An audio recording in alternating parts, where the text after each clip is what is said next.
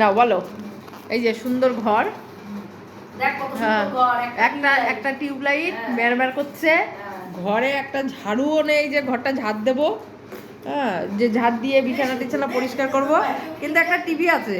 আমাদের আগেই বললো ঘরে টিভি আছে, টিভি, হ্যাঁ টিভি আছে, চলে না। ওই আমি বললাম ড্রেসিং টেবিল আছে, হ্যাঁ থাকবে। না না, এই যে আয়না, এটা ড্রেসিং টেবিল, এই একটা ড্রেসিং টেবিল আছে, হ্যাঁ আর ওইখানে একটা ওই একটা হ্যাঙ্গার দিয়েছে, আর একটা এই একটা এসি দিয়েছে যার মূল্য এখন 5,000 টাকা এই এসিটার জন্য, হ্যাঁ। আর এই যে বিছানা, ঘরটা একদম নোংরা, দাঁড়া। আর এই যে লাইট একটা দিয়ে রেখেছে, একটু ফ্যান আছে।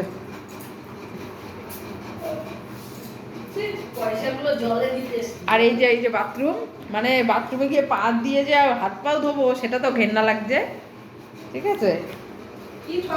হ্যাঁ এই যে ঘরের এই সিঁড়ি, হ্যাঁ তার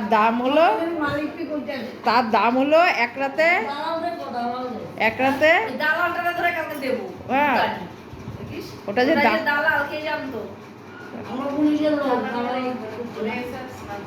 মানে এত বাজে খপ্পরে আমরা পড়ে গেলাম, তার বলার মতো না।